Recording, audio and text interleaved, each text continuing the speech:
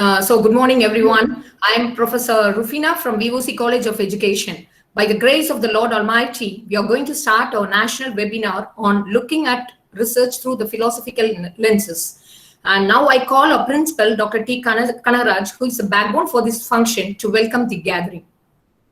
Over to Principal Sir, Kanaraj Sir. Okay. Happy morning, all of you, dear friends. Greetings from VOC College of Education. It's my immense pleasure to welcome today's resource person, Dr. A. Shyamala Devi, Assistant Professor of Madras University, Chennai. I'm very glad to inform you that she is our alumna of our prestigious institution. On this juncture, I would like to say a few words. She is a very good and brilliant student. She was studying in my class. And I would like to say, when she was submitting her assignment, summative and formative evaluation, still I have with me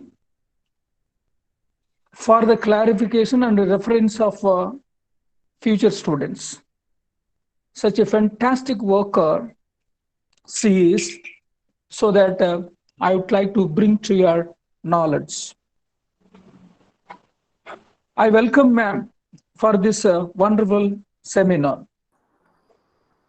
Thank you, sir. I also welcome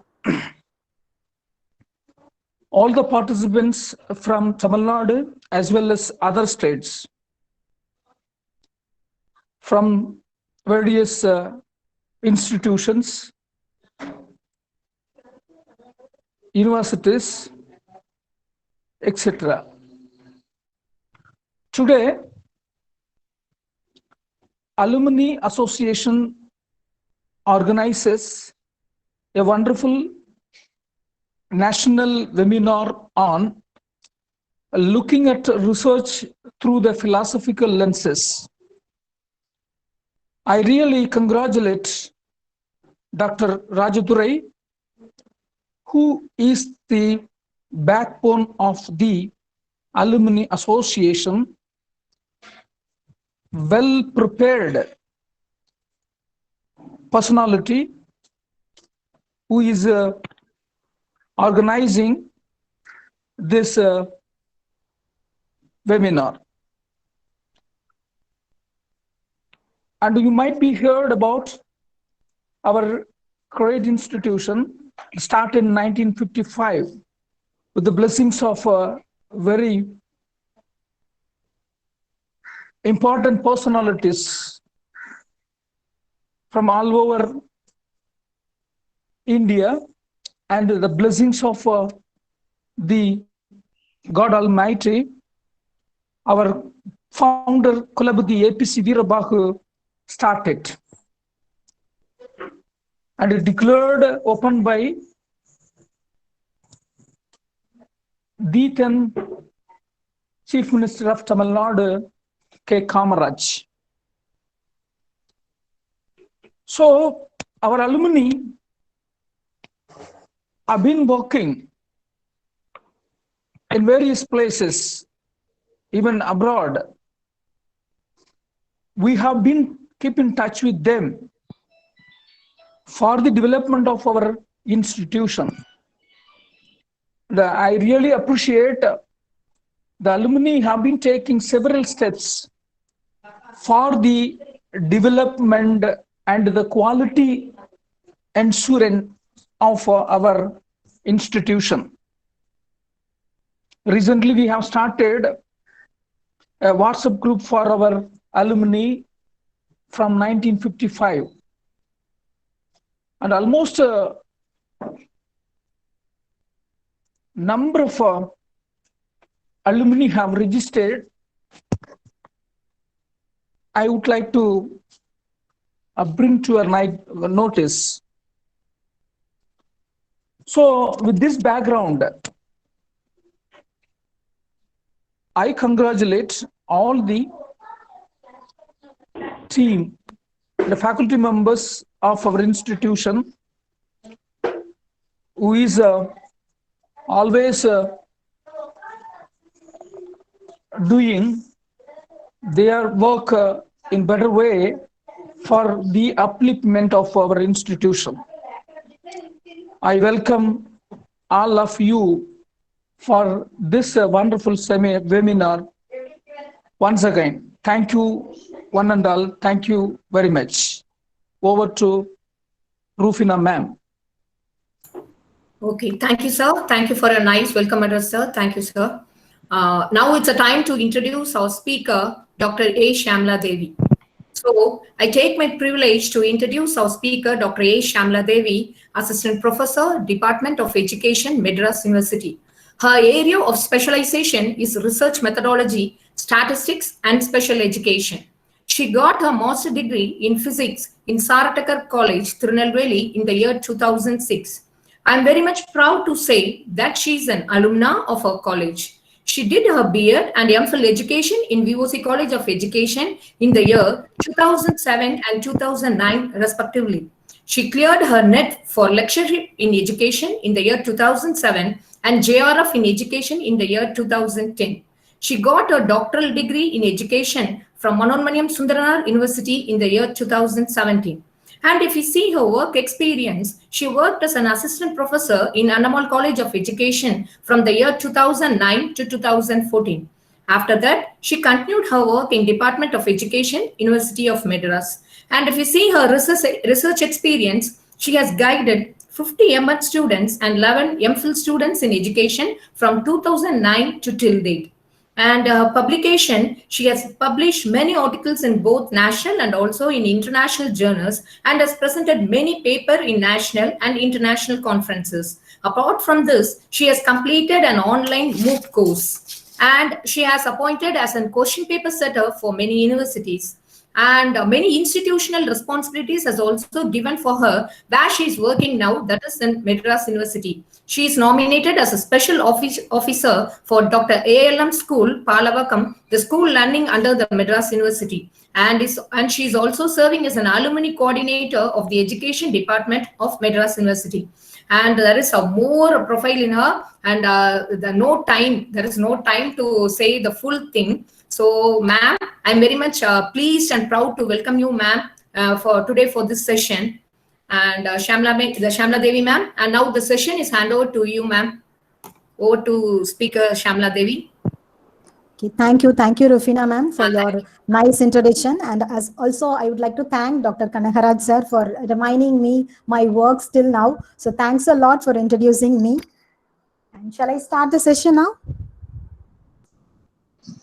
Yes, ma'am. Yes? Yes, Okay. yes. Okay. Shall I proceed? Yes. Is the screen visible now? Yes, ma'am. Okay. So I'm Dr. Shyamala Devi, Department of Education from University of Madras, and I'm here to talk about looking into research through the philosophical lens. I know we all know what is research and how to conduct a research, but the thing is we fail to focus the research in terms of philosophical perspective, which is very, very important. The philosophical research, the research philosophy is like a route for the research. Even to be honest, in my MPhil and PhD, I have not done from the philosophical perspective. So the philosophical perspective of research is very important for any research in any area, in whichever the field you belongs to. If you're going to conduct a research, then the philosophical base is very, very important. So in this today's session, I'm going to focus on 5 major concepts. The first one is I'm going to introduce what is research, and then I'm going to give an introduction about philosophy. And third, I'm going to talk about the research philosophy terminologies. And fourth, I'm going to talk about the research paradigm. At last, I'm going to touch the research onion. So this is going to be the overview of today's session. So first, let me go into research. So we all know what is research. The word research comprises of 2 words, Re and search, which means searching again and again. See, what is the purpose of searching again and again? We have to search the problem again and again. Why? Because if I'm conducting a research now, I will get one solution. A problem may consist of multiple solutions. While conducting the research, we may arrive at one particular solution. While conducting the research again and again, we would have come out with different possible solutions for that particular problem. So you have to conduct the research again and again. And next, the purpose of conducting research, that is the objective of conducting the research is two. Number one, to find solution to the problem. Of course, when we have a problem, in order to find solution to the problem, we'll conduct research. And second important thing is to fill the knowledge gap. So in order to fill, if we find any lacunae in any area, in any aspects of field, then there we conduct a research in order to fill the knowledge gap. And these two are the major objective of conducting any research. So let us discuss how to find solution to the problem and how to fill the knowledge gap in the coming slides. And next, what is philosophy? So every class, in my first class, in my philosophy class, I used to ask my MAT students, what is philosophy? Immediately they would have said, philosophy means love of wisdom. We all know the etymological meaning of the word philosophy. So etymologically, philosophy is a Greek word which consists of philo and sophia. Philo means love, sophy means wisdom. So philosophy means love of wisdom. We all know what is philosophy. But more than that, how a layman can understand the word philosophy. So what is philosophy? If you ask a layman, how can you explain the word philosophy to a layman in order to understand? So philosophy is all about, it means a deeper sense of knowledge about something, about one or other aspects of life. So if you have a deep sense of knowledge in one area, then it is said to be a philosophy.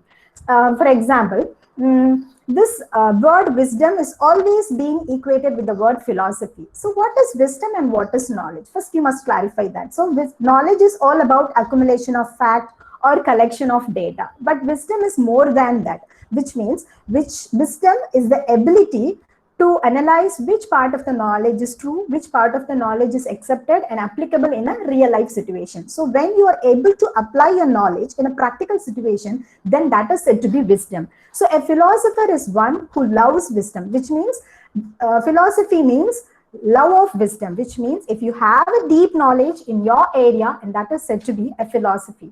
And next, a question comes, knowledge comes from learning and wisdom comes from living. So knowledge is a kind of theory and wisdom is kind of a practice. When you know how to apply in a real life situation, that is said to be wisdom.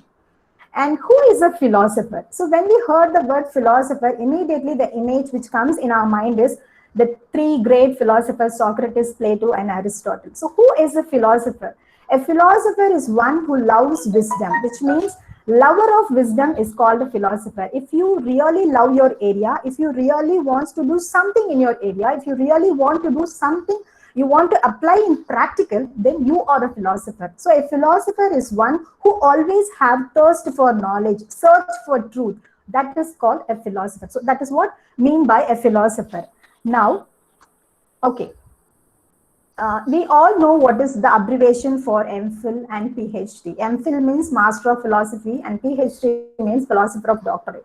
So why these two degrees are graduated in the name of a philosophy, or the students are graduating in the name of a philosophy? Because in these 2 degrees, you're supposed to carry out a research project, which means unless and otherwise you have a deep sense of knowledge in your area, you couldn't conduct a research. So you have knowledge and thereby you are applying the knowledge in a practical situation. You're doing some project work in MPhil and PhD level. So whoever doing MPhil and PhD are regarded as philosophers, and hence you are graduated in the name of a philosopher. Master of Philosophy in English, Master of Philosophy in Tamil, Master of Philosophy in Hindi.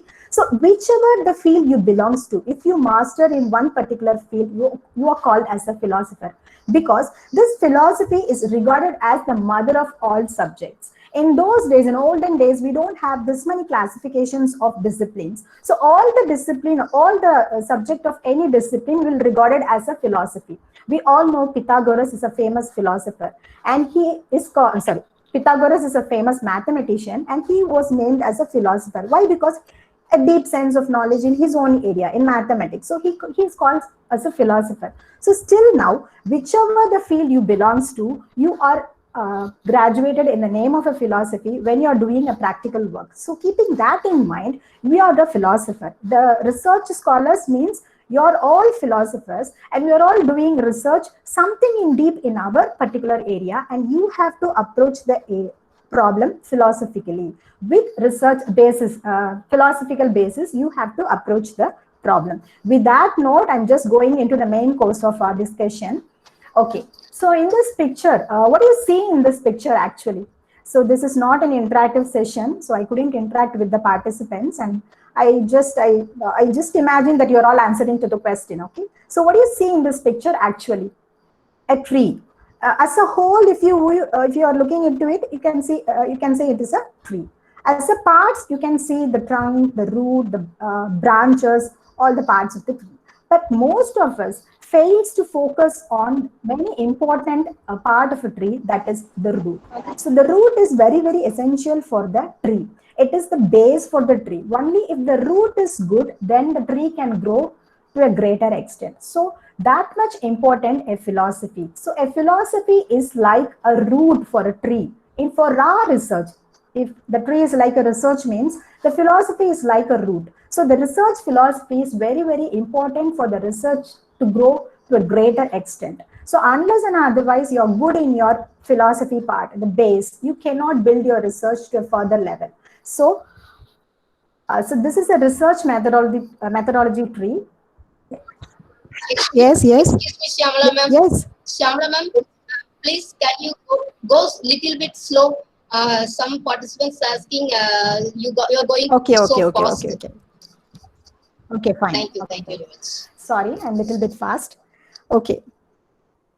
Okay, so this is a research methodology tree. Here, the root is the ontology part. Okay, so the root is like ontology, and from the root, it comes the trunk, that is the epistemology part. And from the trunk, we move to the methodology and methods. So the branches are like methods, and the leaves are like the branches are like methodology and the leaves are like methods. So how you have to proceed the research right from the root to the trunk and followed by the branches and leaves. So you have to start your research from the ontology part to the epistemology followed by methodology and methods. See, actually what is research? Research is an activity, research is a process wherein activities are carried out systematically or scientifically in order to find solution to the problem or to fill the knowledge gap.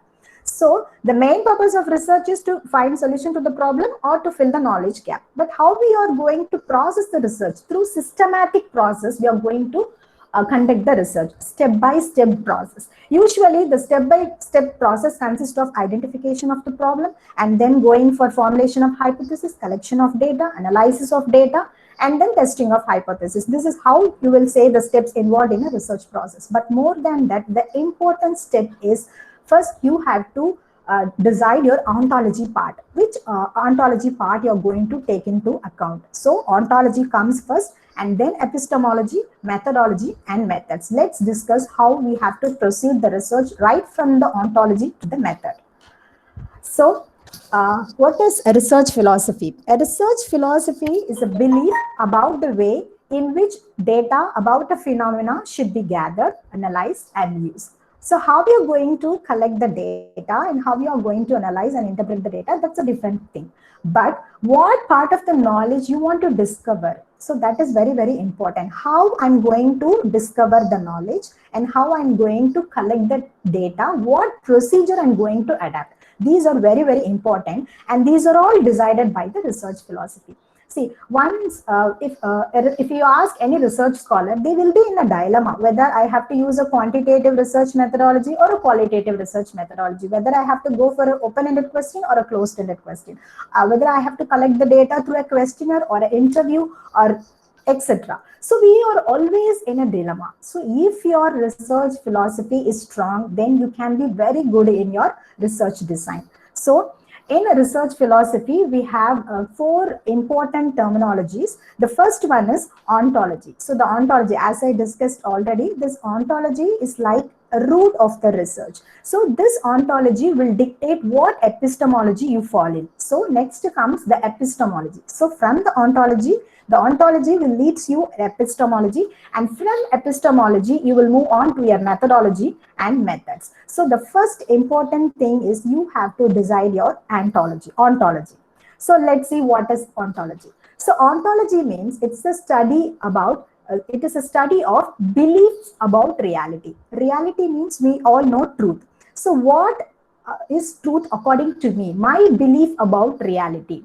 So let me have an example here. See, in Tamil Nadu, we have two important political parties, ADMK and DMK. And always things are being divided between the two parties. Whatever the ruling party is going to implement, the opposite party, they will question it. So always things are being debated between the two political parties. Just like that, in ontology, we have two sets of people. Always things are being debated between these two group of people, and they are realism and relativism. So we have two ontology. One is realism and another one is relativism. And things are always being debated between the two people, realism and relativism. So how they differ ideologically, let's discuss. So coming to realism, they believes in single reality, which means they says truth is universal in nature. So what is true to me should be true to all the people in the world. So truth is universal in nature.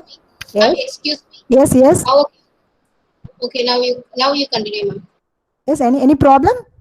Someone starts their presentation. That's why I'm sorry. Now you continue. Please stop. Yes, sorry. Okay.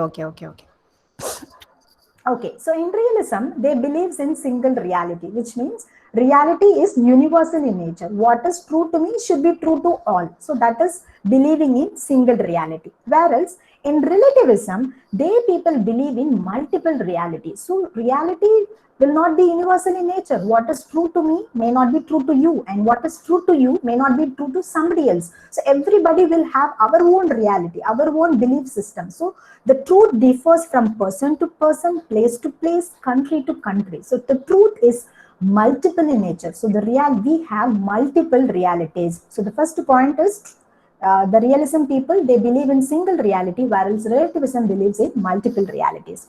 And the second point is truth is objective, static, and measurable. Yes. So truth is objective in nature, which means we have only one single reality, and this reality is going to be unchangeable. Shyamala ma'am, please, just a minute, ma'am. Yes. Dear participants, please don't share your presentation. Please, Shanti Nikhil ma'am, please stop your presenting, ma'am. Shanti Nikhil ma'am, please stop your presenting. Dear participants, please kindly don't share your presenting. Okay. Shyamala ma'am, please, can you share your presentation, ma'am? I think right now I'm sharing my presentation. Yes, presenting. It's a sharing. You can continue, ma'am. Okay. Please, participants, pin the Shyamala Devi presentation slide. Then can you visible the presentation slide? Thank you very much. Participants, kindly pin my slide so that you can view my screen. Yes, thank you, ma'am. Shall I continue?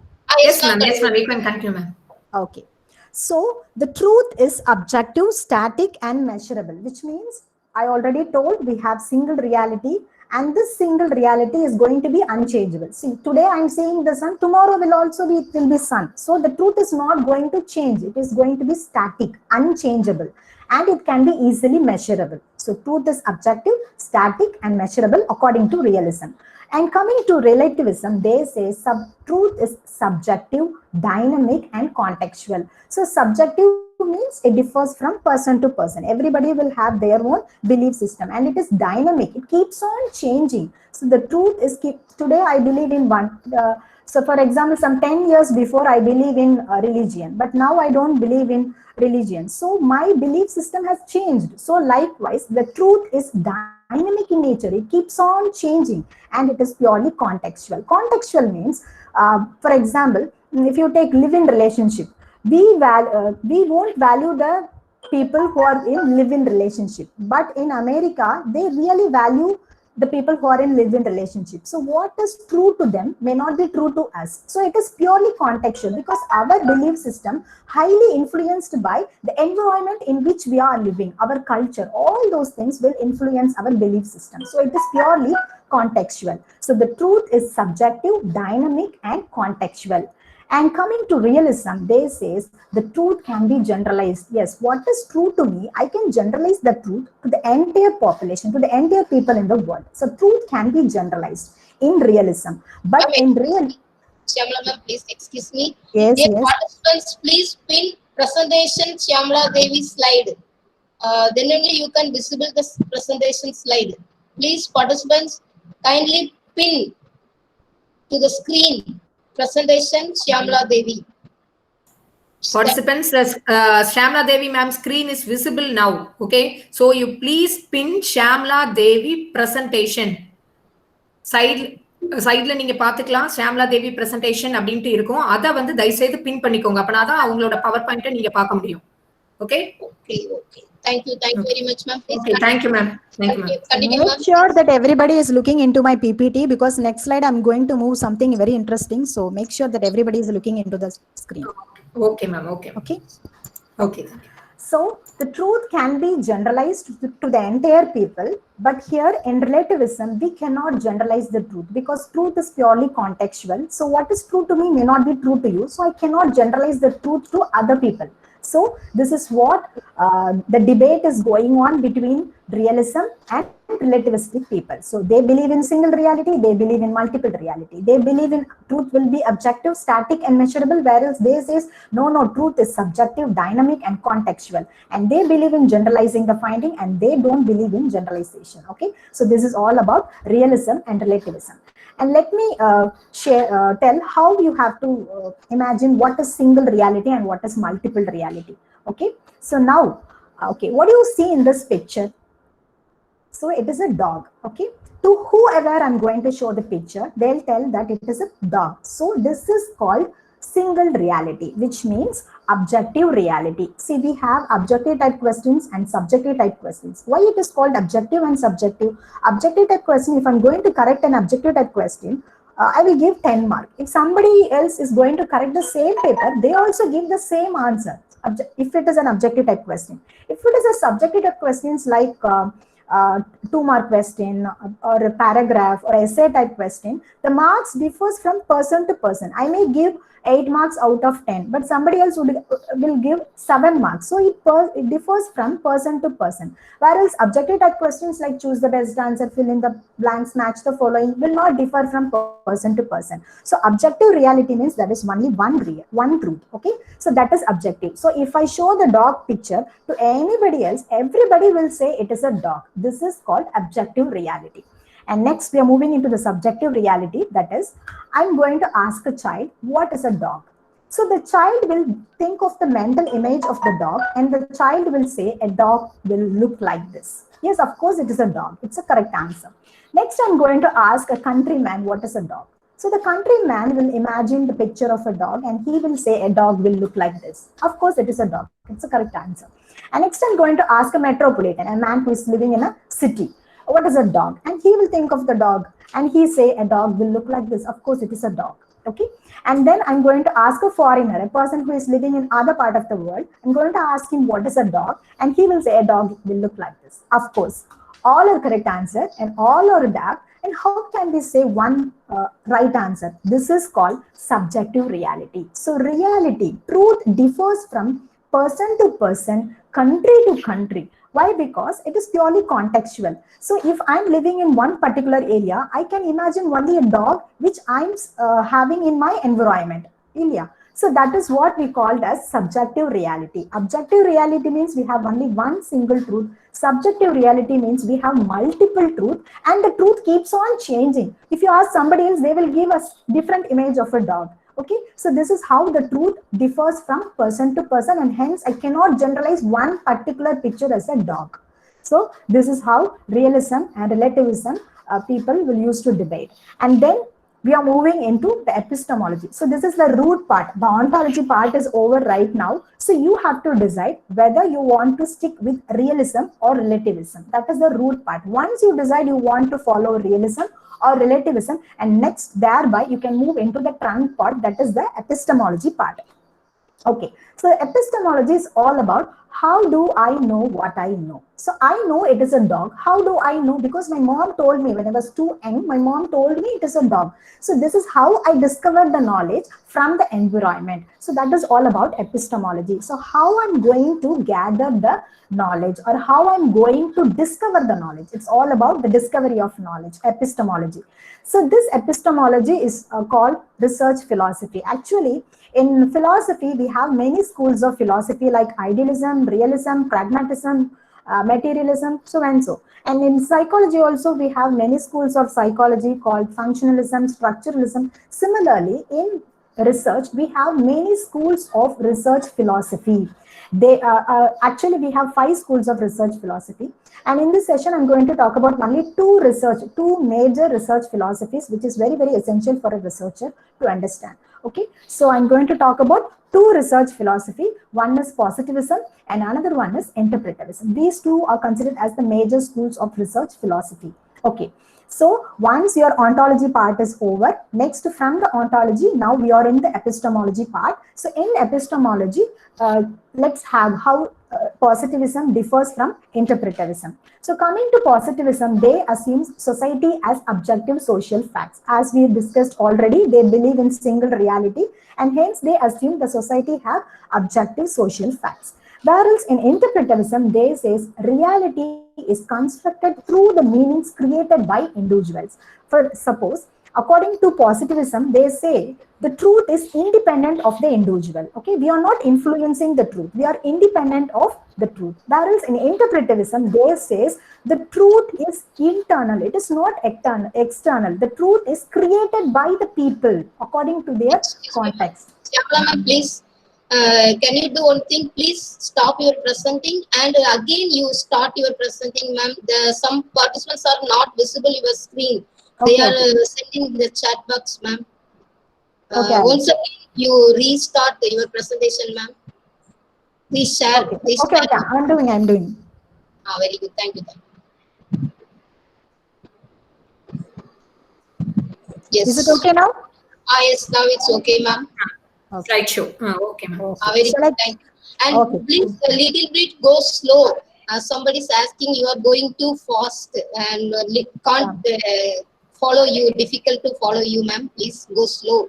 Yeah, I understand because see, actually, I'm a conservative teacher. Without a blackboard and chalk, I cannot teach. So this platform is very new to me. I don't know how I'm doing good. So I may be a little bit fast. Okay, let me slow down. Okay.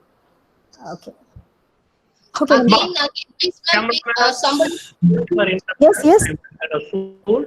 You are good. You are very good, very nice, and very clear in your presentation. But you go a little bit slow so that others could also follow. But that is very, very important. Little bit slow. Thank you. Okay, sir. Okay, sir. Go on. Okay, sir. I do agree. Ma'am, please kindly reshare your presentation. When some participants are sharing their presentation, then only it can't visible to your screen. Okay. Please, dear participants, don't share your presentation screen, ma'am. Sir, please. Dear participants, don't share your presenting.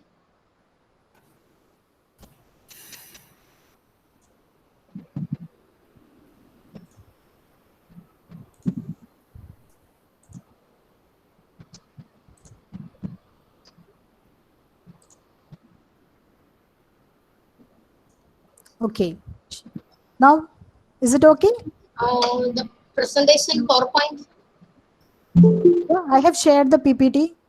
No, No, it's not visible, ma'am. Your screen only visible, not presenting this slide. Okay. Let me do it one more time. Oh, yes.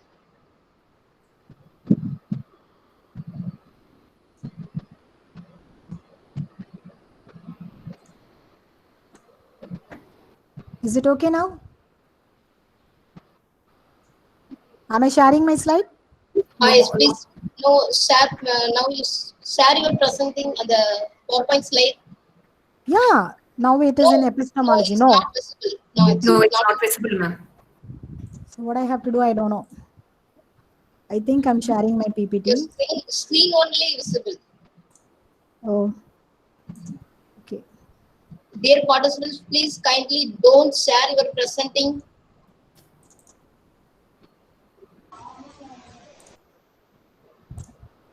Is it okay? Ma'am, sorry, ma'am, I'm Davashubha. Yes. Yes, please tell me. Yes, I mean- Dava, please tell. Dava. Also, Ma'am, the participant to pin Shyamla ma'am's presentation, ma'am. If they pin, if any other participant starts When process it's also, it will not respond. So participants, if you pin Shyamla Devi ma'am presentation, it will be okay. There won't be any distraction. Somebody's pin. Dhanavati, even though after Shyamla Devi ma'am is presenting, even though others are presenting, it won't disturb. Okay. So, Yes, you're right. Shyamla Devi ma'am, Shyamla Devi, now you present from the first, ma'am. First, you start presenting. From the first, I have to start. No. You no. present your screen. Present Okay. your. So right now I'm in epistemology slide. Is it okay? Is it visible? Yes. Not visible, ma'am. No, not visible. You didn't share your PPT, ma'am. I already shared. No, it's not visible here. No. Again, stop presenting. Then you start your presenting, ma'am. Okay. I don't know what to do.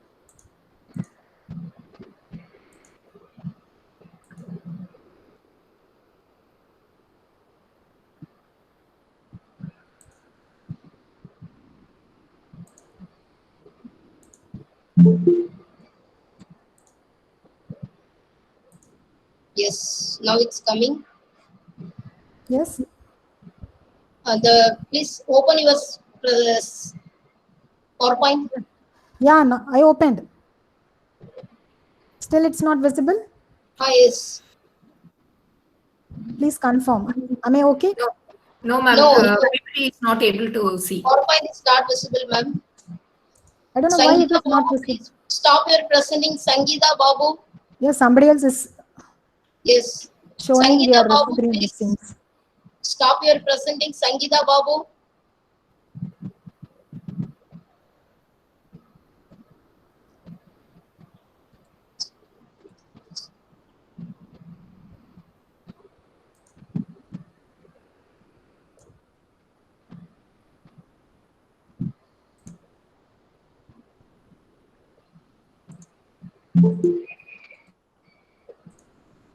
Is it okay? Not visible your PowerPoint, ma'am. Okay. Once again, you close your PowerPoint, then again open the PowerPoint, ma'am. Ma'am, excuse me, if you don't mind, I will share. Sir, I have add few slides in the PPT. Oh, okay. Okay. I have updated the Shyamla slides. Devi, That's ma'am, what. you totally Okay, close your okay, okay. you totally close your PowerPoint presentation, ma'am, from starting. Reopen. That means reopen. Okay. Now, From the first procedure, you come, ma'am, so that okay, now it's done. Now it's coming. Now, ma'am, you put the slideshow. Yes. okay. You start Now from it's the front. 1 minute, ma'am. So please, participants, you pin Shyamla Devi presentation. After pinning, Dhanavati, even though others are presenting, it won't disturb. Okay. So let it be. Let her go on. Okay. Shyamla Devi, ma'am, Participants, you can kindly continue. don't share your presentation. Then only disturbing this meeting. That is Okay. disturbing. Please. Okay, shall I? Shyamla Devi, ma'am, you can continue, ma'am. You can So continue. right now I'm in epistemology slide, right? Yes, ma'am. Yes, correct. Yeah. Thank you, Okay. ma'am. Continue, please. Okay, thank you. So we talked about two major schools of research philosophy, that is positivism and interpretivism. So the positivism, they assume society has objective social facts, whereas the interpretivism, they believe that the reality is constructed by the individuals. So according to positivism, what is real is external to the people, and interpretivism, they says reality is internal. It was constructed by the people, and hence interpretivism is also known as constructivism. Okay. And the next point, this positivism, they aims at theory building, whereas interpretivism aims at, positivism aims at theory testing, and interpretivism aims at theory building. And next one is objective approach. Positivism, interpretivism employs subjective approach.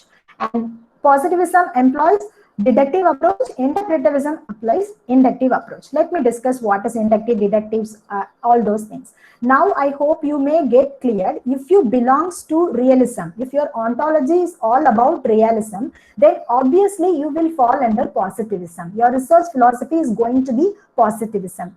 And if you belongs to the relativism part of ontology, then you will fall under interpretivism, because in realism, we talked about single reality, objective reality. Positivism also employs objective approach. And hence, if your root, if your ontology is all about realism, then you belongs to positivistic research. If your ontology is all about relativism, then you fall under interpretivism or constructivism or anti-positivism. It is called by many names. That is why the researchers used to get confused between the different names of research terminology, philosophical terminologies. Okay, now let's discuss what is a deductive approach and what is an inductive approach. So this is how the steps, the process involved in a deductive and an inductive approach. So first you have to clarify what is deductive and what is inductive. I used to tell this example to my students inside the class. See, deductive approach means we all know detectives. Who are all detectives? Detectives are a police kind of people, and they will try to find out the if there is a crime is attempt by somebody else, they will try to find out the criminal who attempted the crime. So how they will proceed, they will go and investigate the place, the people, and with a bus ticket or a train ticket or a movie ticket, they will sort out the person who attempted crime. So from the general, they move on to the specific. So this is called a deductive approach. That is from general to specific, from known to unknown, or from concrete to abstract. This is what a deductive approach means. So in deductive approach, we start from the theory. So first we take a theory and we formulate the hypothesis and we go for data collection. Here observation means data collection. So we go with data collection and then we will test the hypothesis, whether we want to either we accept or reject the hypothesis. So this is how the process involved in a deductive approach. Whereas in inductive approach, you start from the data collection. So right, data collection, you start from data collection, you will collect the data and then you go for identification of the patterns. Identification of pattern means what similarities occurs between different people. So you go for recurrence of ideologies. Okay, so the pattern, identification of similarities, and then you go for formulating the hypothesis, and then we build the theory. So this is how. So in deductive approach, we test the theory, whereas in inductive approach, we build the theory. This is how the two approaches differs. So let me give an example so that it will be easy for you to understand what is a deductive and what is an inductive approach. For suppose, I plan to do a research in learning. Okay, I want to do some research about learning. Why some students are very bright, very good in learning, what influenced them to be very good in their academics. So I want to study that particular area. So that is my area. So if I belongs to this deductive approach, which means if my epistemology is positivistic research, what I will do means, first I'll go for review studies. I will go and I will review the abstract. I will go studies related to learning. So I'll go for review studies. So the first thing is identification of the problem. And the second one is selection of the problem. See, most of the books, they have given identification or selection, but one comes after the other. First, we go for identification of the problem. I have identified that I want to do some research related to learning. And then I have to select the problem. How I'm going to select the problem? With the help of review studies or go for review. While reading the review, I will find out the lacuna in some or other area of learning. And in order to fill the knowledge gap, I will conduct a particular research in that area. So in the first slide, I told you the purpose of conducting research is two. One is to find solution to the problem, and second one is to fill the knowledge gap. So this is how in deductive approach, we conduct research to fill the knowledge gap. So in the second chapter, you might have right. You have to identify the gap identified, and then since the researcher has identified the gap, an attempt was made to conduct a research in this particular area. So this is my research title. So you have framed the title like that. So deductive approach, you will first identify the gap, And in order to fill the knowledge gap, you will conduct the research. So now I have selected my topic. The first one is identification of the problem, and then I selected the problem. From there, I move on to the selection of the problem. See, I can say, what is identification of the problem and selection of the problem? In order to conduct this webinar, the coordinator, Dr. Rajadurai, he would have identified some 5 resource person. So among the 5, now he would have choose me. He would have selected me. So this is what identification is a broader sense, whereas selection is all about limiting to the project, okay, limiting to the problem. So that is called identification and selection of a problem. So once you identify the problem with the help of a literature review, you will select the problem. And once you select the problem, for example, in the theories of in the learning areas, I have identified one particular selection of the problem is all about selection of the variables. So now I have selected one variable called learning styles, and I decided to do my research in learning style. So now the theory is over. So the theory part, I have selected the theory, that is learning style. So the Kolb's theory of learning style is very, very popular and famous theory. So first I'll go through the theory part. Okay, I will go through the Kolb's learning style theory. So while going through after going through the theory, what I will do, I will formulate the hypothesis. Here one important thing, always in the first chapter, we will get confused whether to start with the theoretical framework or a conceptual framework.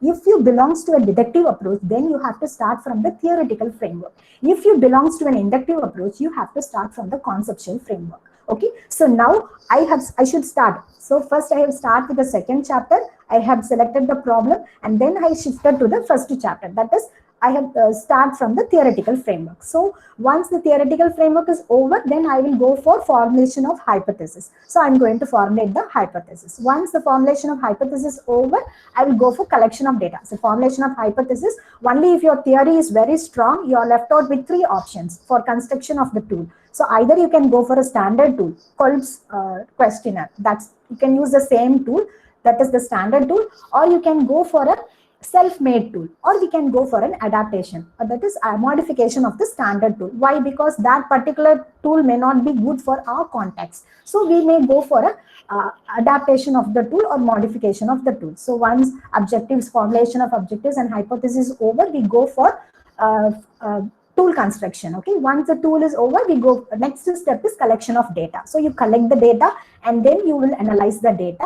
Last, we will test the hypothesis, whether it accepts or rejects. So this is how we are testing the theory. So deductive approach is all about testing a theory. Okay, but in inductive approach, what happens? First, initially, so I decided that I want to do something related to learning. So that is, I have selected my area. And then what we will do means, we will start from a few review studies. So not like deductive people, we rely more on review studies. With few review studies, we start our research. I'll go for a few reviews, and then initially I start with the data collection. So I will collect the data. So once the data collection is over, I go for identification of the pattern. So among the students, what pattern is repeating? If I take high achievers, what particular pattern is repeating among the high achievers, or what particular pattern is repeating among the slow learners, and that will obviously influence their academic achievement. So I will go for identification of the patterns, and once I identify the pattern, I go for formulation of hypothesis. Now an important point is, in deductive approach, we go for research hypothesis. In research hypothesis, we have 2 types of hypothesis, that is what else? Directional hypothesis and non-directional hypothesis. Non-directional hypothesis is all about formulation of a null hypothesis. So if it is a null hypothesis, we will test the hypothesis with the help of statistical techniques. But in inductive approach, we are going to form a question form hypothesis. So in the question form hypothesis, once the question form hypothesis is over, we will try to find answer to the questions. Okay, we'll try to find answer to the questions. We will analyze the data thematically. There we are going to analyze the data statistically. But here in inductive approach, we analyze the data thematically. At last, we come out with a theory. That is, we have 3 types of learners. Learning styles are there. That is visual learner, auditory learner, kinesthetic learner. So somehow we build the theory. So this is what we will build a theory in inductive approach. So deductive approach is all about testing a theory, whereas inductive approach is all about building a theory. In deductive approach, we can generalize the findings, but in inductive approach, we cannot generalize the findings because that particular theory will be applicable to the people who are living in that particular context. It is purely contextual, and hence we cannot generalize the findings. So this is how the deductive approach differs from an inductive approach. So with that, I'm moving to the next one. I hope you will be clear with the epistemology part. So epistemology part, we discussed about two important schools of research philosophy, that is positivism and interpretivism. And next one is, okay, so in epistemology, how do we discover the knowledge? So how I'm going to discover the knowledge? So the next thing is, in positivism, the researcher should remain detached from the research. That is called emic approach. Whereas in interpretivism, the researcher should develop rapport and empathy with the research. It is called emic approach. So let me clear what is etic and emic research. So etic approach means stay away from the people. If you want to do a research objectively, then you have to keep up some distance with your research problem. So you have to stay away from the problem and you have to look into the problem. So that is all about etic approach, which means outsider's view. Whereas in emic approach, you have to create the rapport and sympathy, empathy with the people, and you have to interact with the people. So it is called insider's perspective. Let me give one example for this.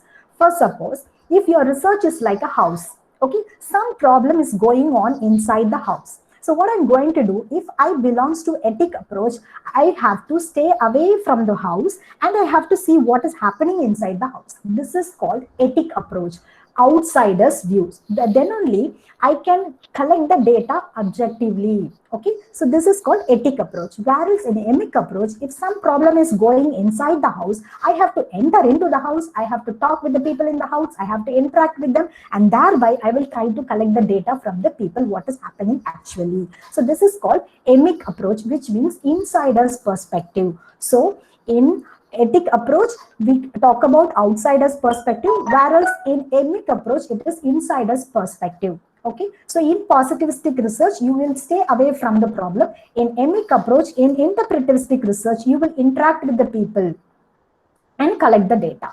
So next part is, okay, our epistemology part is over. So my ontology is over. If my ontology is all about realism, then I will fall under positivistic research. If my ontology is all about relativism, then I'll fall under interpretivistic research. Okay, so now epistemology is over, and next we are moving into the branches, that is called the methodology part. What methodology I have to choose? See, the methodology, how do we analyze the data systematically, or we can say what procedure I'm going to adapt to discover the knowledge. So in methodology part, we have two types of methodology, that is quantitative research and qualitative research. So from realism, relativism, we move on to positivism, interpretivism. From there, we are in quantitative research and qualitative research. Now let's see the characteristics of quantitative and qualitative research. So this quantitative research will be done at macro level. The sample size will be more, maybe 1,000 or 500 or 200. So with large number of sample, we would have conducted research. So that is called quantitative research. Whereas in qualitative research will be done at micro level. With one sample, if you are going to conduct your research among special children, in that case, even one sample or two sample will be more than enough to contribute your research. So it will be done at micro level. So quantitative research will be done at macro level, whereas qualitative research will be done at micro level. And then in quantitative research, we try to focus on describing the characteristics of the population. So we try to describe how the people will be, just the characteristics of the population, okay, about the entire population, because we are generalizing the findings to the population, and hence we try to describe the characteristics of the population in a quantitative research. Whereas in qualitative research, we try to focus on describing the individual's experience and belief. So it's all about the individual, not about the totality. Okay, so individual's perspective. So it focuses on describing the individual experiences and beliefs. And next, in quantitative research, you will go with closed-ended question, whereas in qualitative research, you'll go with open-ended questions. So what is a closed-ended and open-ended question? For example, I'm going to ask, do you prefer drink coffee in the morning? You have to say yes or no. which means it is a closed-ended question. So I have not given you any option. You have to select yes or no. Suppose in open-ended question, the question will be like that. What do you prefer to drink in the morning? It is an open-ended question. You're open to answer anything. I don't like to drink anything. I will drink water or I will drink cool drinks. Anything you can write. So that is called an open-ended question. So in quantitative research, you are supposed to go with closed-ended questions, whereas in qualitative research, you should stick on to open-ended question. And next month, the quantitative research procedure, the administration is data tool administration will be very rigid, whereas in qualitative research, it has high flexibility. We have high degree of flexibility while administering the tool. How? For suppose I have developed my tool, my construction of the tool part is over. So after that, what I will do, I'm not going to change the questions or the tool. For the 100 sample, I will administer the same tool, because the administration process is very rigid in quantitative research. Whereas in qualitative research, I'm asking a question to an individual. So from the answer, I can change the question when I go to the next person. So it is highly flexible. I can change it. The questionnaire will be unstructured. Any point, if I thought that something has to be changed, I will. So this is called a qualitative research. So it has high flexibility. And next, in quantitative research, we try to collect the numerical data, whereas in qualitative research, we collect the descriptive data. So here, quantitative data, and in qualitative research, descriptive data. And this numerical data is subjected to statistical analysis, and in qualitative research, the descriptive data is subjected to thematic analysis. So this is how the quantitative research differs from a qualitative research. Okay. Okay. And next, okay, now let's come from the beginning. So if your ontology is realism, then you fall under positivism. If you belongs to positivistic research, then you belongs to quantitative or qualitative research. Which research? I couldn't ask you, so I have to answer on my own. So you belongs to quantitative research. If your research is all about positivism, then you fall under quantitative research. If your research is all about anti-positivism or interpretivism or constructivism, then you fall under a qualitative research. So, okay. So we have different methodologies for quantitative and qualitative research. Let's discuss the methodology. What research methodology we would have used in quantitative research? So experimental design. So it is called a true experimental design, or experimental research or non-experimental research. Under non-experimental research, we have survey research. The survey might be a cross-sectional survey or a longitudinal survey. So what is a cross-sectional and longitudinal survey here?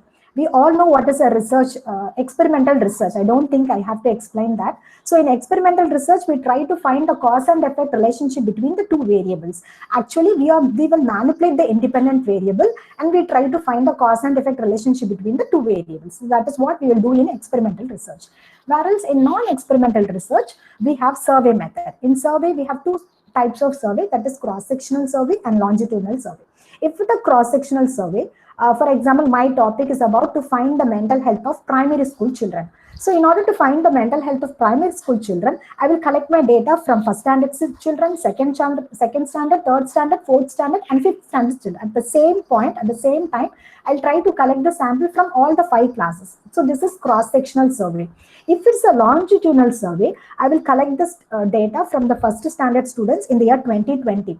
And I will wait for the students until they transfer to the next level, second standard. And then I will collect this data from the same students when they promoted to second standard. And again, one more year, I will wait, and I will wait for the students to pass out to the next level. And I will go and collect the data from third standard. So likewise, I have to wait for the same sample for about 5 years in order to collect the data. So it is called a longitudinal survey. So in survey research, we have 2 types of survey. One is cross-sectional and another one is longitudinal. And then we have correlational research. Correlational research is all about to find relationship between learning styles and academic achievement of 9 standard students. So here the major objective of the research is to find the correlation between the 2 variables, the dependent variable and the independent variable. And third one is causal comparative research. It is also known as quasi-experimental design. That is partial. It is not a pure experimental design. It is a quasi-experimental design. What is the difference between an experimental research and a causal comparative research is, in experimental research, we will manipulate the independent variable. But in causal comparative research, we won't manipulate. What really exist at present, we'll move on with that. We don't manipulate the variable. What at present, with that we will proceed. So that is the difference between experimental research and the causal comparative research. And this causal comparative research is also known as ex post facto research. So these are the different quantitative research methodology. And coming to qualitative research methodology, so I have not done with all these types of qualitative research. I know what is what, that's it. So in qualitative research methodology, we have ethnographic research, phenomenological research, narratives, grounded theory, case study. We have many types of qualitative research. So these are the different methodologies. So once ontology is over, then you have to go to the epistemology part. Once the epistemology part is over, next, how you are going to discover the knowledge with the help of these methodology, with the help of what procedure I'm going to adapt. So that is what qualitative research methodology and quantitative research methodology differs. And from the methodology part, now we are moving into the methods. So methods, what tool to be used, what strategies I'm going to use in order to collect the data. If I belongs to quantitative research, I will use questionnaire. So questionnaire is a major tool of collecting that information from the sample. So we use highly structured methods such as a questionnaire. So questionnaire is a very important or major data gathering tool in quantitative research. Whereas in qualitative research, we use semi-structured methods such as in-depth interview, focus groups, or participant observation. In-depth interview means in ethnographic research, I told no. In ethnographic research, this type of research will be conducted by the students belonging to anthropology. So the anthropology students will make use of this ethnographic research, and they will apply in-depth interview. They will live with the people. If they want to find why the particular tribes are living for 100 years, what they will do, they will go and live with the people. Okay, they will eat and sleep with the people, and thereby they will try to trace out their life scale and what made them to live for 100 years. So this is what ethnographic research. They will apply in-depth interview. They have to live with the sample for months and years. So this is what we mean by the ethnographic research. So in-depth interview. Focus group. Focus group means instead of going and collecting the sample one by one, I will have a focus group consisting of 5 to 6 individuals. Okay, I will have 5 to 6 people together and I will interview the people together, a kind of group interview. So that is called a focus group. And next one is the participant observation. Of course, in ethnographic research, we apply this participant observation. You have to be with the people in order to find out the truth. Okay, so this is participant. So this is how the methods, we usually get confused with between methodology and method. Methodology, it's a procedure, whereas methods, it's a technique through which you are going to collect the data. Okay, so method is entirely different from methodology. So the method part is also over. So the ontology, epistemology, methodology, and method, all the 4 part is over, which means this is how you are going to proceed your research. So first one is your ontology. So you have realism and relativism, 2 approaches. So if you belongs to if you belongs to realism, then obviously you will fall under positivistic research. And if you are doing a positivistic research, which means you have to adapt quantitative research methodology. And if you are doing a quantitative research methodology, then you have to adapt quantitative research methods with the help of a questionnaire, or by conducting experiment, you can do a research or you can collect the data. On the other hand, if your ontology is all about relativism, then obviously you're doing a research on interpretivism. Your research philosophy is all about interpretivism. From interpretivism, you move on to the qualitative research. Obviously, you will fall under qualitative research. If it is a qualitative research, then you have to adapt interview, participant observation, that kind of qualitative methods to collect the data. So this is how you will proceed the research step by step. And then let's move on to a research paradigm. So what is a research paradigm? According to Cohen et al., the scientific research paradigm can be defined as a wide structure encompassing perception, belief, and awareness of different theories and practices used to carry out the scientific research. So in simple, I can say research paradigm is a structure. the structure consisting of your ontology, epistemology, methodology, and methods together comprise your research paradigm. I can say a research paradigm is a mental model which comprises of your ontology, your epistemology, your methods, and methods. So it is a model, it is a mental model. Now, a question arises here. See, research paradigm is nothing but your research design. We always want to publish our paper in reputed journals with high impact factor. And most of the times our paper will get rejected. Why? Because if your research design is wrong, then easily your paper will get rejected. How it goes wrong? Some people will think, okay, you start like you are a quantitative researcher. And in the middle, you will write that I have applied the interview technique to collect the data, which means your research design is wrong because you have mismatched both the techniques, both the paradigm. If you belongs to positivistic approach, then you have to adapt only the quantitative research methodology and quantitative research methods. If you are going to write about qualitative method, then your research design is wrong. Similarly, being a quantitative researcher, if you are going to have open-ended question, there also your research design will goes wrong. So highly you have to stick on your paradigm, your model. So you have to stick on the paradigm. Once you decide your ontology, then all things you will get cleared and you will not commit any mistake here. Your research design will be perfect to go. Okay, so a research paradigm is a mental model which comprises of all the philosophical terms like ontology, epistemology, methodology, and methods. And next, okay, this is about the last part which I'm going to discuss, that is all about the research onion. So research onion means here, so this is a research onion. We have Slanders research onion model. So I have not exactly given the Slanders model. I have adapted certain things. I have modified. I have simplified the research onion so that it will be easy for you to understand. And like peeling the skin of an onion, you have to peel the research layer by layer. Then only you can get into it correctly. So how you have to peel the research layer by layer? Let's see that. So the first layer of the research. So first thing is you have to decide whether you belongs to realism or relativism. Once the ontology part is over, next you are going to reveal or open the first layer of the onion of your research, that is the research philosophy. So we have, I told you in this class, I discussed about two major research philosophy, positivism, interpretivism, and criticism. And you may ask, what is the third research philosophy? So the third one is criticism.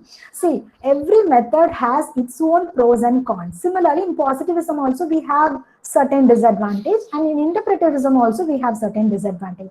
And some people, they started criticizing the cons of both the methods. And what they did, they just mixed the positivistic research and interpretivistic research together, and that is called the criticism. So the third research schools of philosophy is going to be the mixture of both the schools of philosophy, that is positivism and interpretivism together, called as criticism. So this is the first layer. So you have to decide you belongs to which research philosophy, and from there you will move on to the research approach. So I talked about two approaches, deductive approach and inductive approach, and third one is called abductive approach, which I have not discussed. So if you are going to fall under criticism, then you will follow that abductive approach. Abductive approach is all about the mixture of deductive and inductive approach together. Okay. See, now people are doing mixed research. Many scholars are doing mixed research, but what actually they are doing is not a mixed research, because what they are doing, they are going for a quantitative data and they are collecting some qualitative data, and they are doing as such a quantitative research. They are testing the hypothesis, they are rejecting and accepting the null hypothesis, they are generalizing the finding, but the thing is they are keeping a few case studies at the back of the research and they are telling that it is a qualitative research. So it is a mixed research. So in mixed research, we are adapting abductive approach. In abductive approach, what you have to do means, you have to start with a theory and end with a theory. In deductive approach, we start with the theory and we generalize the finding. In inductive approach, we start with the data collection process and we end with the theory. But in abductive approach, you have to start with the theory and end with the theory. So that is what a mixed research means. Starting with the theory, ending with some other theory. Okay. So I have not given that objective approach here. Okay, the next layer is about the research methodology part. So what research methodology? We have discussed many quantitative and qualitative research methodologies. So if I belong to deductive approach, yes. Okay, so if I belongs to deductive approach, I will fall under experimental research, survey research, causal comparative research, correlational research. I can fall under, I can choose any quantitative research methodology. If I belong to inductive approach, then I will fall under grounded theory, ethnography, or action research. Anything I can do. And next one is the time horizon. Time horizon, we discussed no cross-sectional and longitudinal. So whether you want to stick on to cross-sectional research or longitudinal research, it's up to you. So within the stipulated time you want to conduct the research to be on the safer side, you can choose a cross-sectional research. Otherwise, if you have a 5 years time period, then you can go for a longitudinal survey or longitudinal research. So from time horizons, you move on to the next thing, that is the research method. So here we will apply interview technique or a questionnaire technique. You can apply the technique which is compatible, which is applicable for your research philosophy, and then you can collect the data and analyze the data, and then you will get the end product. So this is how you have to approach the research problem. So this is what the research onion tells, how you have to peel the research layer by layer in order to gather the information or in order to discover the new knowledge. Okay, so the research onion part is over, and next important thing I want to discuss, one important thing, that is, okay, the branches of philosophy. Actually, I decided to discuss this slide at the beginning, and then I thought that, okay, let it be at the end. Okay, so we have 3 branches of philosophy: metaphysics, epistemology, and axiology. One of metaphysics has so many branches like cosmology, theology, so many branches. The ontology is one among the branch of metaphysics. Okay, whereas metaphysics is a broad term, it deals with reality. In ontology, we deals with the belief about reality. So this ontology is one among the branch of metaphysics. In epistemology, we talked about how we are going to discover the knowledge, and there we have seen a different schools of philosophy: positivism, interpretivism, and also we have talked about the deductive and inductive approach. And the next very important part is the axiology part. Axiology part, which deals with the values. So what is value? What value is there in our research? The value part is very, very important in a research. The value means what? See, if you're going to tell a story to a small child, we'll make sure that it has some moral values. Similarly, if you're going to do a research, make sure you have something you have something there to contribute to the society. So you have to contribute to the society to a greater extent through your research. So that is the axiology part which contains in your research. And another important thing is the researcher value, the what value the researcher possesses, that will also influence the research to a greater extent. How? See, what students usually do, you know, they will collect some 100 data, and later they will manipulate the 100 data to 200 and 300. Okay. So if I told them to collect 300 sample, means they will collect 100 and they will manipulate, just a cut, copy, paste in Excel sheet. They will manipulate the 100 data to 200 and 300. And at last what they will do, they will give suggestions to the stakeholders, for the policymakers, for the curriculum frameworkers. They will give, actually the data is not a true data. They manipulated the data and they will give suggestions to the stakeholders, which is not good. Okay, so as a researcher, we should possess some value system in us so that we can contribute to the society in a good way. So this is what I like to discuss. Okay, next, I start with the theory and I would like to end, sorry, I start with the tree and I would like to end my discussion with the tree. That is, you would have asked me where we are going to write that ontology and epistemology in your thesis writing. Nowhere you are going to write your ontology and epistemology in your thesis, for sure. But still, only if you are good enough in your ontology and epistemology, your methodology and method part will be very good. Your research design will be good enough to explain or discover the knowledge. So if you mismatch, if you belongs to positivistic research and you make use of interpretivistic method design, methods like interview, closed-ended question, what will happen? Nothing will happen. If you are expecting a mango fruit from a coconut tree, will it sound good? No, definitely not. So that much awkward it will be if you mismatch the research methodology and methods. So make sure in the beginning itself, I told you research scholar is not an easy thing. You are philosophers. You are going to do something new in your area. You have a deep sense of knowledge in your area. So what you have to do is you have to conduct the research truthfully, without any prejudice, without mismatching the philosophies, methodology, and methods. For that, you should have a very good knowledge in research philosophy. So this research philosophy is very, very essential for a researcher, for any researcher who are going to research in any area, in any stream of study. So I want you all to look into the research through the philosophical lenses for better research. With that, I conclude. Thank you so much for your patient listening. Thank you so much for your time and attention. And now we are moving to the Q&A section. Tavashuba? Thank you. It's Rufina ma'am. Thank you so much, ma'am. Thank you. Thank you, ma'am. Thank you, ma'am. Thank you so much for your wonderful session on research through philosophical lenses. And participants, it's your question session. If you want to ask any doubts or any questions, you can post it on the chat box. You can post your questions in the chat box, ma'am. Participants. If you want to say anything, share anything, kindly unmute yourself. Kindly tell the example of title where there are two types of research involved, quantitative and qualitative method. Okay, I already told no. The purpose of conducting any research is two purposes. One is to find solution to the problem, and another one is to fill the knowledge gap. So if you belongs to quantitative research, in your second chapter, you will write the gap has been identified, and you will frame the title somehow with the help of review studies. But in qualitative research, you will go for what else? You go for the data collection, and in qualitative research, you try to find solution to the problem. It's all about finding solution to the problem. Whereas in quantitative research, you try to fill the knowledge gap. This is how it differs, the quantitative and qualitative research.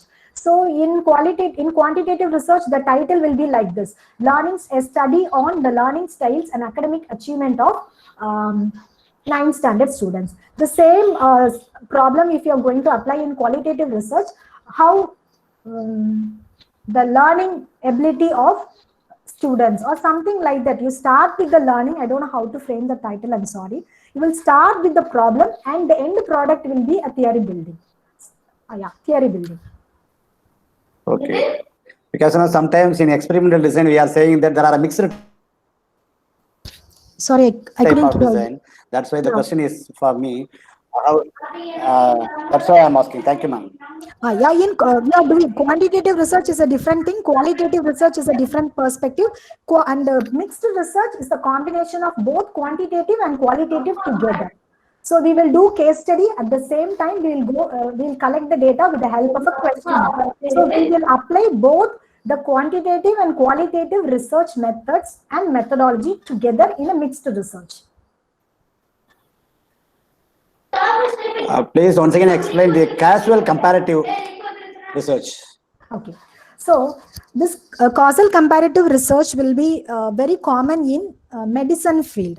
In medicine field, what they will do means, in order to test a particular drug, whether the drug is good enough among the cancer patients, I want to test that. In that case, I will not manipulate the cancer patients. I couldn't do that. Okay, so whoever cancer patients I couldn't find, I'll do my research with the already existing sample. But in experimental research, what we will do means, I will give treatment to the people, and then I will try to find the cause and effect relationship. But in causal comparative research, already been there, I will test that. That is the difference between causal comparative and experimental research. For example, the creativity of kindergarten students and non-kindergarten students. So what I will do, I will take the kindergarten students and non-kindergarten students. Here I will not manipulate the independent variable.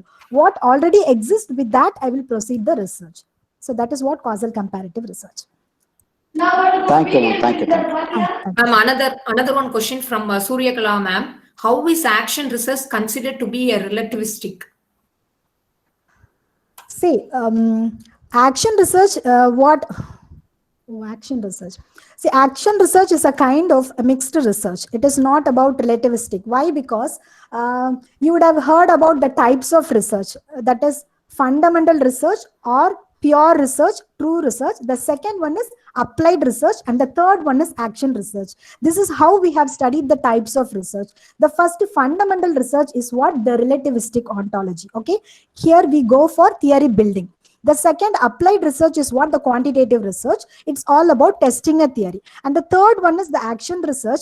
It's a mixture of both quantitative and qualitative together, the action research. Why? Because we go for collecting the quantitative data as well as the descriptive data, and we try to find solution to the day-to-day classroom problem in action research. So it will not come under relativistic. It is both a mixture of realism and relativism together, action research.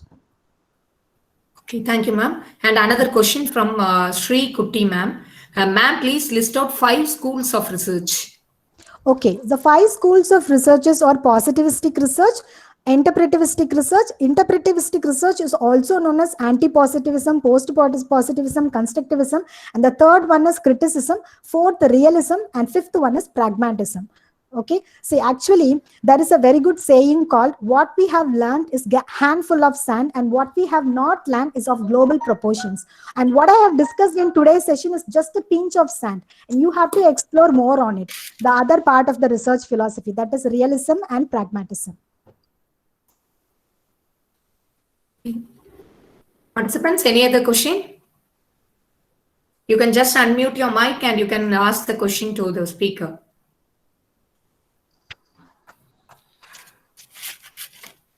Participants? Okay, thank you.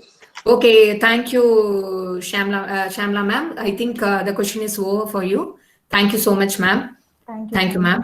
And now it's the time to thank everyone. And now I call Dr. Rajadurai from VOC College of Education to propose the vote of thanks. Over to Rajadurai, sir. Good afternoon, everyone. I am Rajadurai, Assistant Professor from VOC College of Education.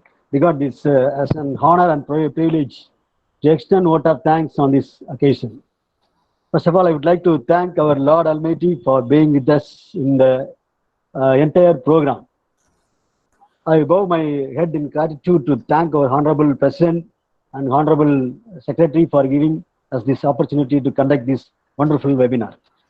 Next, I talk this opportunity to thank our Principal, Dr. T. Kanagaraj, who is the backbone of this webinar. He motivated us and gave many suggestions to conduct this webinar. Thank you, sir. Next, I am grateful to thank our speaker, Dr. Shyamla Devi. She is an active, energetic, and enthusiastic woman. I am very much proud to say that I am her teacher. Your session on the topic, looking at research through the philosophical lenses, was very wonderful, Professor. It was very simple and clear. We are all inspired by your great words. I want to say something about her now. When I approached her, she didn't hesitate in spite of her busy schedule. She accepted immediately and also said she is proud to be a speaker for VOC College of Education, where she studied. Thank you so much, Professor Shyamla Devi. Thank you, sir. Next, my sincere thanks to the organizer and the controller of the program, Dr. C. Dhanavadi, for her enormous cooperation in the organization of the program. Thank you very much, ma'am. Next, I also extend my thanks to the organizer and the moderator of the program, Professor R. Rufina Dhanasudha. She is an active, energetic, and enthusiastic woman. Thank you, ma'am. My sincere thanks to all my colleagues who motivated us to do this program. Finally, I would like to thank participants for the perfect support and for being with us till now. Thank you so much. Once again, I thank one and all. Thank you. Excuse me, I would like Thank to you, share sir. a few words.